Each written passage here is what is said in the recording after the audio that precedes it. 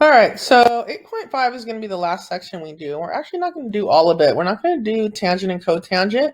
If you do want to know how to graph tangent and cotangent, you can look through my trig videos and just look for graphing tangent and cotangent. And it'll be in the trig videos that I have on YouTube. But for today, we're going to be doing secant and cosecant. Okay, and so that, and by the time you have these notes, they won't even have tangent and cotangent here because I will take that out. So the reason we're going to do secant and cosecant is because they're closely, or basically almost completely tied to secant and cosecant. So you have to know how to graph cosine to do secant. So basically, if you have a cosine graph, so if this is your cosine graph, let's say that these are the dots that you have plotted for cosine.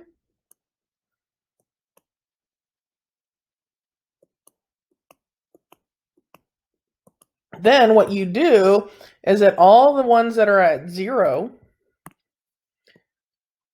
become asymptotes. And asymptotes are boundaries, and you'll highlight those in. And then all the ones that are at A, you'll be making, that's the secant and cosecant graph. Okay, so this will be secant because secant and cosine are reciprocals. And then for cosecant, it'll be the points, the A points, that will be your vertices. And then the 0 points will be your asymptotes. So that's what we're going to do. All right, so everything else is the same.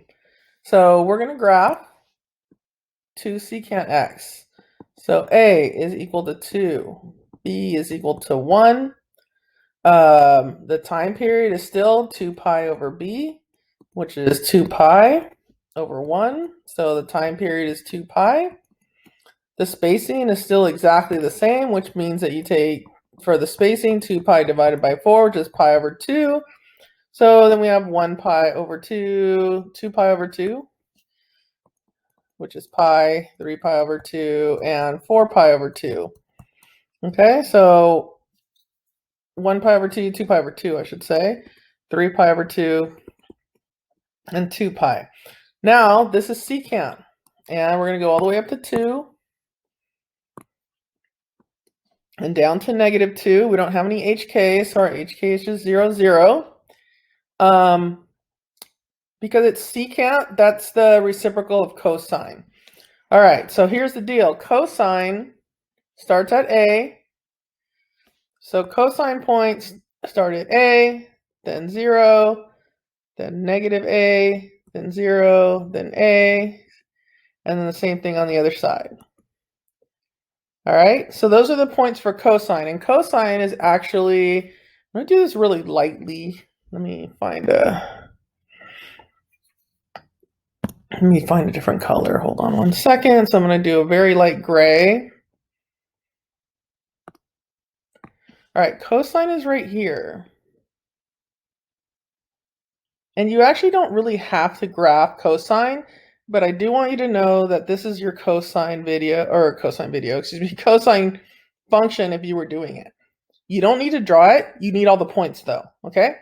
So once you have all the points, then these are at the 0 point, you have asymptotes. Okay, and so these lines are straight up and down, and they are boundaries. They cannot be crossed. Next, you're going to actually draw the secant graph. So the secant graph, they're just a bunch of parabolas. Okay, so, and the vertex is at the A value at these dots. And of course, it would go on, but what I don't want you to do is I don't want you to draw the cosine graph really dark, and the secant graph as well. So really, you can leave out the cosine graph completely if you want. But if you are going to draw the cosine graph, I would like you to do that very lightly or dashed. Okay? you do need to put the numbers on the x-axis and on the y-axis that are needed. Okay? Let's try another one. Actually, you guys go ahead and try this one, and then we'll go over it.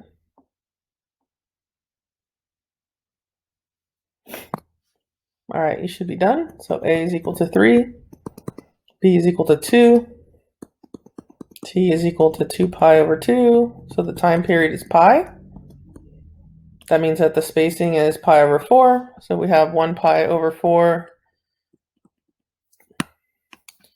2 pi over 4, which is pi over 2, 3 pi over 4, and pi. A is 3, 1, 2, 3, negative 1, negative 2, negative 3. There's no HK, or the HK are 0 and 0. This is secant. So secant goes with cosine. Cosine starts at A. And then every other point is 0.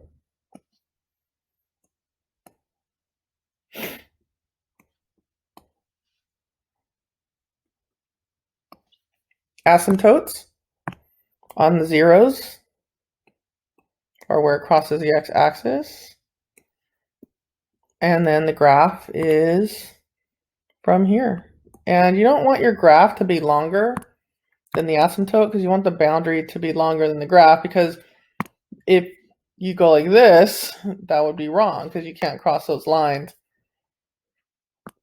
So you need to extend those out longer if you intend to make your graphs longer. Okay? And again, these are like parabolas, okay?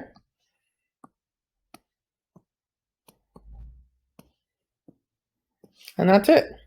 And again, you have your cosine function here. You don't need to draw it in. All right? All right, let's try one, the two of them that have cosecant in them instead. All right, so for this one, A is 1/2. B is pi.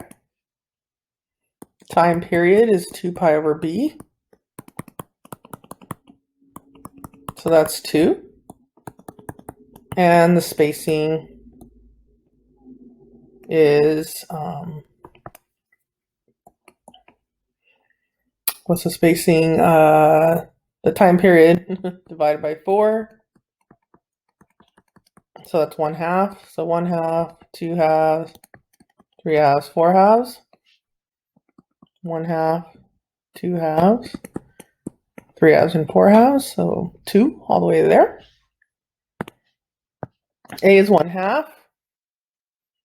I'm going to actually call the first line 1/2 and negative 1/2. Just to make it easier. This is cosecant. So cosecant goes with sine. HK are 0, 0. So sine starts at 0. And then it goes to A, then 0, then negative A, then 0. The asymptotes are on the zeros.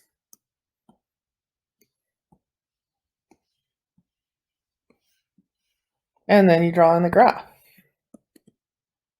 We spent a lot of time doing sine and cosine, so you should know how to do those by the time we get to this section, which then should allow you to do secant and cosecant because they basically are tied to this. And again, the sine function would be right here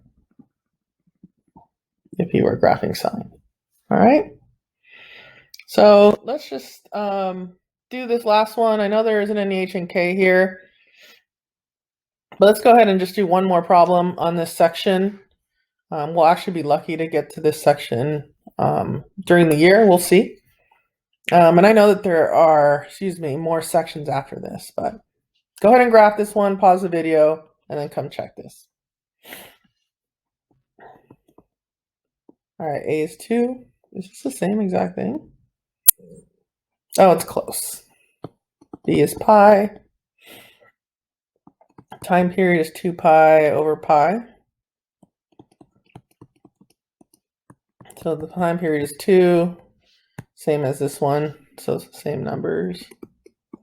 1/2, 2, 3/2, 2, and then this time we're going up to 2. The HK is still 0, 0.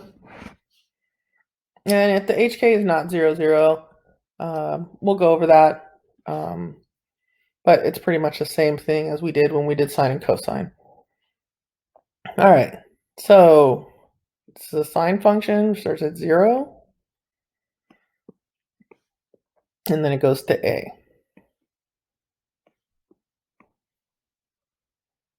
We will definitely touch on this way more when you get to either trigonometry or math analysis. This is just an introduction to this graphing. But we'll do a lot more of that when you get to the upper level math classes. This is just an intro. This is really trigonometry that you're doing here, okay? So that's it. That covers everything that we're going to cover for trig. And that's all we're going to cover in chapter 8.